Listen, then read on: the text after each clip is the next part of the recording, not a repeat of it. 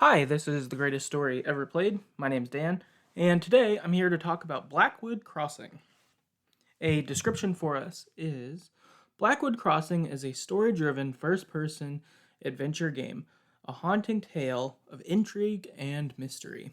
You play as Scarlett, a teenager finding her way in the world. You wake up disoriented to find yourself and your younger brother Finn inexplicably traveling on a moving train.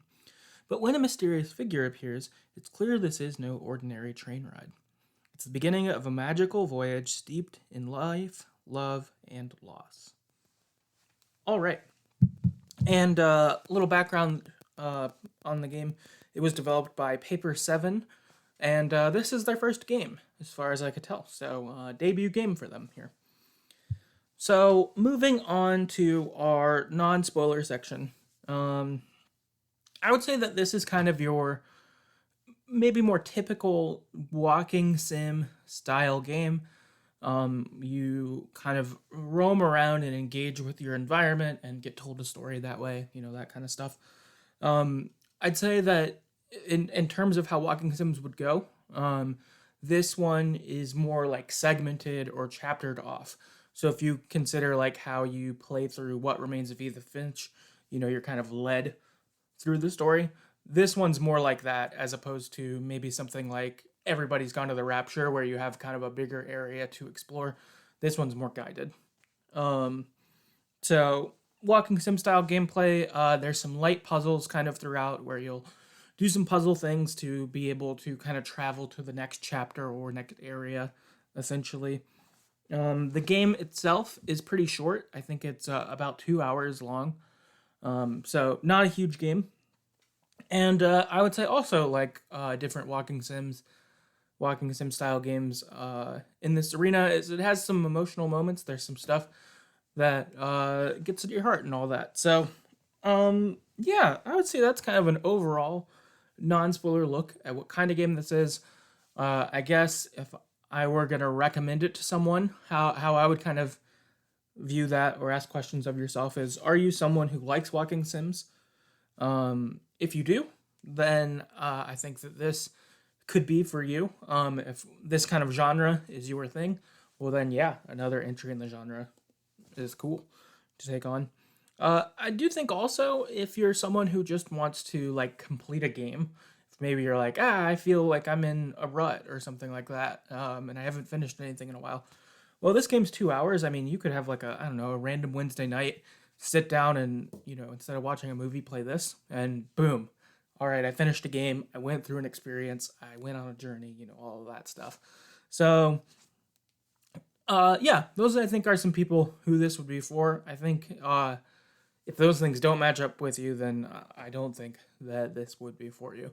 But I think if that's the kind of stuff you like, then I think Blackwood Crossing could be a game for you. All right, now we can move into the recap, go through kind of our spoiler section, talking through what happened in the game and all of that. Okay, so game begins, and Scarlett wakes up on a train, and she goes to look for her brother Finn. Finn's kind of hiding, and it's almost like a hide and seek, Simon Says sort of situation where you're going through this train car that's empty. You're like looking into a compartment. Is anyone there? And Finn is sort of giving you guidance along the way. And you're following his directions, and then you end up seeing a person in one of the train cars, and it looks like a boy, younger looking. He doesn't look like an adult, and he has a rabbit mask on. And Finn starts getting scared, freaking out, like, don't go see him, don't go to him. And he's really freaked out. And then I think I opened it because I thought I had to. Sounds like maybe I could have skipped not doing that, but open it. Scarlett wakes back up again on the train, and you can hear Finn, and you go to look for him. But now, when you walk out of your car, the train car has several other people in it. And similar to the Rabbit Boy, they also have masks on. And you're prevented from going to the next train car until you kind of complete the puzzle here, which is that these masks each have a sentence that they say when you go up to them. And you need to match up the people who are talking to each other for their interaction. And once you complete the interactions, you'll go through. Who these people are, it's not revealed in this moment, but you kind of tipped off that this is probably it. Is you've got mom and dad, you've got a teacher and a student, you've got your grandparents, and then you've got a boy who seems like he's your boyfriend, or a boy that is interested in dating you, and then the rabbit boy. And so you pair up kind of their conversations that need to link together, then you're allowed to go into the next car. When you get into the next train car, the train car is like, it's shaped like a train car, but it's filled as if it's a greenhouse. So there's just leaves everywhere. It's bright looking. It's really nice. And again, I would say at this point in the game, for me, I've been like, what the hell's going on? At first you're like, all right, is this real? Then something weird, creepy happens with the rabbit, and so you're like, all right, it's not that. And then you're like, all right, who are these people? But I think just the fantastical elements just continue to grow. It wasn't just something weird or creepy. Instead, it's all sorts of things can happen here. And in the case of this greenhouse, it's nice and it's soothing. You go around the greenhouse. There are photos that you find that make up a secret language that Scarlett and her Finn had made together to talk, and so you use that to say a password. And inside of the train car, there's a big tree for the greenhouse, and you can go up the ladder that Finn will throw down once you complete the password. You go up into the treehouse. There's lots of significant things to Finn around the treehouse. You can walk up to them, see the items, all of this. And kind of your culminating moment up here is you're talking with Finn, and you do kind of arts and crafts together. And there's a craft that you do where you'd help him make kind of butterflies. And inside of this, you have this kind of dream moment of this thing where you can make something come alive. So you help make arts and crafts with Finn. You do these butterflies, and then it's like L2, bring to life. And you click that, and then you see the paper mache butterfly fly away, kind of thing. That's sort of what it goes to. But during your interaction, you tell Finn, I need to go. I'm meeting up with my boyfriend. I've got to go on a date. We'd set this up, and so you go. But Finn is mad that you leave, and after you leave, Finn tries to do the butterflies himself, but they don't look good, and he doesn't like them, and so he ends up freaking out. He gets mad. He starts breaking things, and runs away. And your kind of sequence continues here. Also, at this point, what I've kind of realized from that spot, and you sort of see again, is sometimes these are real things that have happened, real memories, but then it's it's almost as if Scarlett is both viewing them like a movie, but also participating in them. It's sort of a weird, kind of both going on. And really, to me, I guess, continues to sell sort of this dreamish state, that real things can intersect with fake ones, but it's sort of getting brought everywhere. Fantastical elements, but grounded things, real memories, made up stuff. It's just kind of all over. You end up back on the train again, and Finn is angry. He's starting fires on the train, freaking out. He's upset. He feels like you don't care about him and that you ditched him. And again, similar to earlier in the game, you have your characters again with the masks, mom, dad, grandpa, whatever, and you need to match their conversations up again to be able to continue going through, to be putting these fires out. Again, you end up in a spot where you go up into the treehouse following Finn. As you've made your way through the fires, you get into the treehouse, and Finn starts fires there. He's destroying his crafts, these things he cared about, in his rage. And this is sad. to see,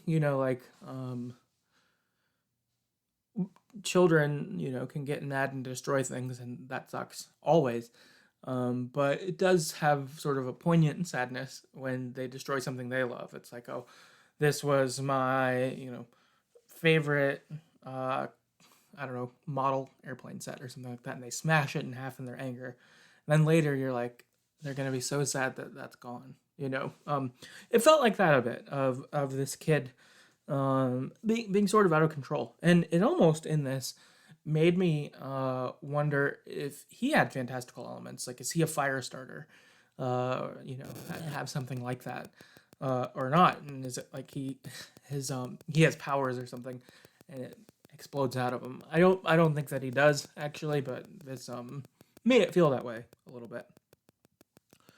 After this, you wind up in an area called Finland, and this is kind of Finn's imaginary world he's put together, and he sends you kind of on a quest to find different items he's made to help restore pieces of Finland. Like, there was a fountain that has a piece broken off, and so he made some craft paper that fits that spot to make the fountain whole. Things like that. So you look around, you find maybe like 4 or 5 things, um, and then there's a part where you can go kind of deep into this cavern, and you're like, oh, I think I need to go there to get it. And Finn is like, no, don't go there, and is really upset. But you go anyway, and it drops you into the treehouse, but it's all dark. And then you get dropped into the train again, and everything's dark there. Um, it's pretty creepy looking. There is this stuff called the Umbra, which is, I think, a dark force, essentially. It doesn't like the light, and it's attracted to plants. And so you have a puzzle where you essentially like pull the Umbra along, and then you open a window and light shines in and gets it. And you do this, and then you're able to make your way out of that dark area. You make it back to Finland. While you're in Finland, again, you have another conversation puzzle where you match people up with who they were talking to, and then after you complete that, this one sets up as you have the conversation, and people all move towards this boat that Finn's on. That it seems like he like sailed and ran away almost. Then you end up back on the train. You see the characters. Again, you complete some puzzles by moving kind of fire through the train to, bring light back into the world. And when you complete these puzzles, you get a significant item. And so then you have to pair these items back up with each person. So, for instance, there was a pocket knife that you give to your grandpa that he had given to Finn, that his dad had given to him. It's like an important heirloom. And you give it to him, and he's like, who am I going to give this to now? There's a kid who was like a bully at school who you give like a model airplane or something like that, or model car that he used to destroy Finn's stuff. But he wanted to be friends. He just was being a shithead. His teacher, you give like homework that she hadn't graded. And it sort of gives these, I guess, closure moments for each of these characters. There's just the 4. I think it's grandpa, teacher, bully, and I think the boyfriend of yours. Because he's, I think, feeling pretty lost and guilty and not sure how to support you, Scarlett, of like, you know, you didn't get to be with him at the end because we were on this date and I want to help you, but I don't know if me being around is helpful or not. And so you kind of have all of those. After you make it through this section of the train, you again go back to the treehouse and you talk with Finn.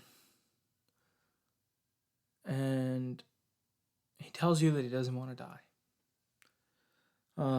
And you're trying to kind of figure out why. Like, what's the matter? Why are you afraid of this? Why don't you want to go? And he tells you that he doesn't remember what your mom looks like. How will he know? How's he gonna know who she is when he gets there? And so you go and you draw a picture of what mom looks like. And you go up to the figure that's your mom, and you take off her mask, and it's a face that's just vacant. There's nothing there.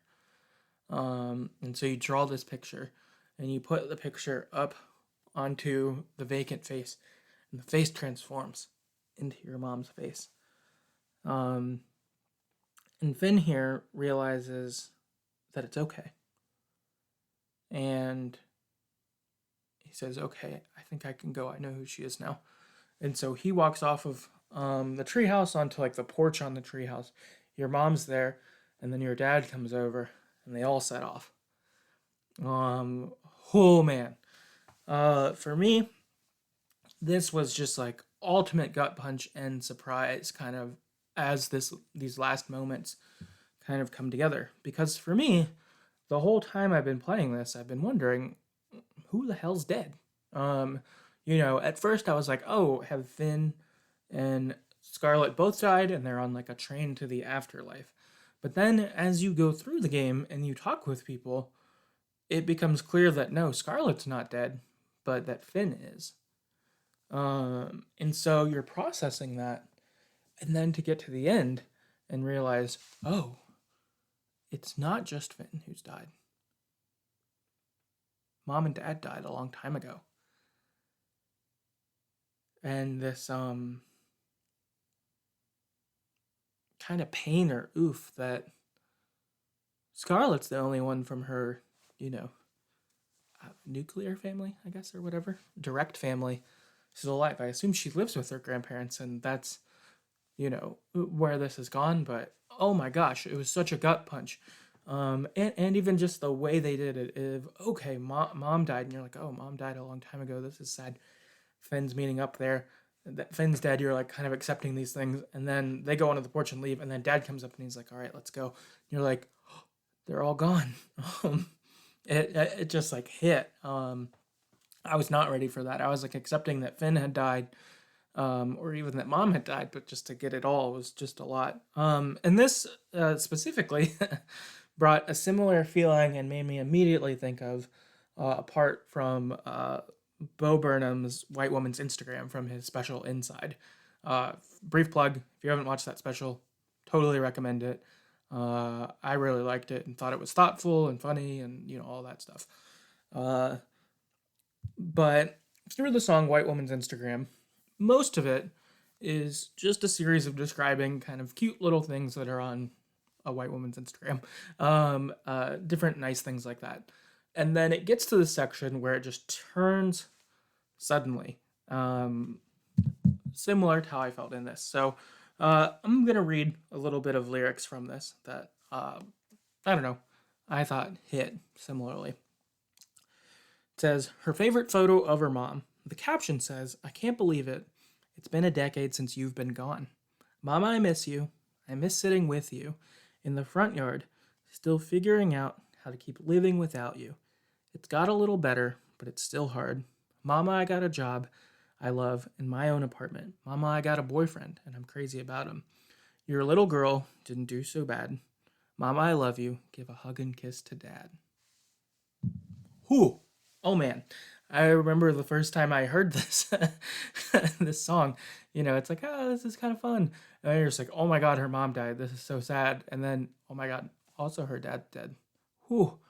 Holy shit. And just that kind of flip really happened for me in Blackwood Crossings at the end. Like I was just like, oh my God, this is heavy. It was a lot. It really brought a lot there for it and is rough. So you have that, and then you have Scarlett kind of to end the game. She wakes up on the train again, and next to her is a mask that her mom was wearing, the like lion. It wasn't a lion mask, but whatever mask it was, deer or something, is just sitting next to her, and Scarlett's awake. So I guess kind of pulling that is, it seems like Scarlett dreamed all of this on the train on the way somewhere, and she was just processing kind of all that had happened, and her being able to let him go a little more or process through that. even in as she was going through the game and processing, I think that there were moments where she was like, I can't wait for it to never, I'll never feel this way, or, something like that. Like, it's not just going to be, it's like, my brother's gone, that's always going to be sad. Um, and so her kind of being able to process through and not in a callous way, but carry on with life, that life needs to continue. And really, that's what Finn would have wanted to, is for life to continue. So, yeah, that's the recap. On to some general thoughts. Something I was thinking about with this game made me kind of broadly think about walking sims as a genre. And I'm thinking that walking sims, maybe more than any other type of game, are ones that resonate to people in a certain like place and time. Or they don't, that place and time doesn't match up for you, and so it just doesn't hit. Um, I was thinking about that specifically because of the game Last Day of June, which was another walking sim that I played maybe like 2 years ago. And it really, really, really worked for me. It like hit. I was like sobbing at the end of the game. Like I was in. It really, really hit me. But I know on the other side that that game didn't hit for other people. That other people played it and it just was like, oh, it was a walking sim. And I'm kind of wondering if this game is that way. I got hit at the end and was like, oh fuck, But I didn't. This wasn't one that resonated me where the same way like Last Day of June did. I recommended that to quite a few people after I'd played that. But Blackwood Crossing, I don't know that I feel that way necessarily. I'm glad I played the game, and I thought that emotional stuff at the end was I really thought that was well done. I really liked that, but the game as itself didn't feel like one I would be like, people should definitely play Blackwood Crossing. That's a top tier walking sim. Everyone should do it. It didn't feel that way for me. And so that's what really have brought this thought for me, is maybe walking sims are that way. I think in general, I do think that art, books, movies, TV, video games, whatever, it is. I do think that there's kind of a couple components, at least to it, maybe more. I'm sure people smarter than me would have better stuff to say than this. But to me, I do think that there's first, like, what's there? Is the content something that is built to, you to relate to, for you to be impacted by, that's like its aim, right? And I imagine there's also sort of a quality of like, is it good? Does it do the things to make you connect with it? Is it something that's engaging? Is it well made? I don't know. Is the gameplay good? Is the graphics good? Is the, whatever, that sort of stuff. But then I think that there's the other part of just you, the person, that you, where you are in that moment and place and time, is that something that you're receptive to? Because I do think that there are times where there's something where, like, you came across this thing at the right time, and so it spoke to you. You heard this song at, this kind of moment in your life, and you're like, oh my God, that song's so meaningful. Is it the best song ever? Is it someone that's meaningful to everyone? Maybe not. But to you, it was, because those conditions were right. And I could see, and again, I think that applies to all arts. All art is the conditions, right? But I could see walking sims having that even more. And I think the reason being is most of the walking sims I play and I like to play are ones where it's you are just sort of exploring, and there's probably an emotional story that's coming with it. And if I don't know, if I don't have a heart or mind or whatever it is that's open to that, then I could see it. Then I'd be like, oh, it was cool. So I don't know. It's kind of a tangent, but that's something I really thought about with this. Is just the place and time. I do really wonder if for this because the end still hit so well for me, I wonder if I would have played this at a different place or time, if it would have even more. Because instead, I would say for a lot of the game, I was kind of like, all right, what is this? And I was sort of maybe more distant from it or whatever, and then just got pulled in by those feels. So there's that. Other general thought I had was I appreciated this kind of look into siblings as a game. I felt like there were some similarities to Life is Strange 2 with this kind of in mind. I think Finn and Daniel from Life is Strange 2 have some similarities for sure, and probably were liked or not liked by people probably in similar veins. And kind of Sean Scarlett filling similar spots as well there. But I liked I like that focus on sibling relationships though. I think a lot of times in, if you're going with your like emotional indie games that I like playing, for sure, I imagine relationships that probably get most focused in on are like child parent or like people who partners, people who love each other, boyfriend, girlfriend, husband, wife, whatever, wife, husband, anything else like that, romantic relationship. So I thought this was cool. Another relationship that's significant to people. Siblings are important. So I like that. I thought that was cool that they hit that up. And yeah, that's my thoughts on this game. I wanted to move to a little bit of listener feedback about it to close us down. So first up, we got Daniel on Twitter who said, I played through it a while ago. I've recently reinstalled it and I'm going to try for a refresher here soon. So I think played it, I guess enjoyed it enough to bring it back, but didn't have kind of full thoughts. He expounded on here. And then Amanda on Twitter said, I played through this one not long after I had my son, and oh boy, did it hit me in the feelings. Oh yeah, totally. I believe that. I feel like I would be a wreck in that situation, playing something like this right after having your son. Oh my gosh, that would really hit. Yeah, I feel like that end probably would have just had the world kind of crash, tears everywhere. Yeah, no, that's cool. I really like when games resonate that way. That's something I really want and desire. So that's cool. And yeah, that's what I've got for this. If you've played Blackwood Crossing and have other thoughts, I'd love to keep dialoguing about it. Our Twitter is @StoryEverPod. You can email us at TheGreatestStoryEverPlayed @gmail.com. Yeah, would love to keep talking.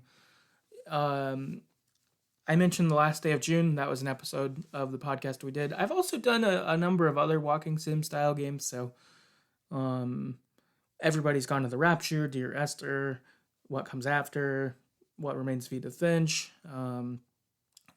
Unfinished Swan, a whole bunch of other ones. So if you like walking sims and want to hear more of me talking about them, there are quite a few in the podcast backlog. So go check those out. Yeah, thanks for hanging out, and we'll see you next time.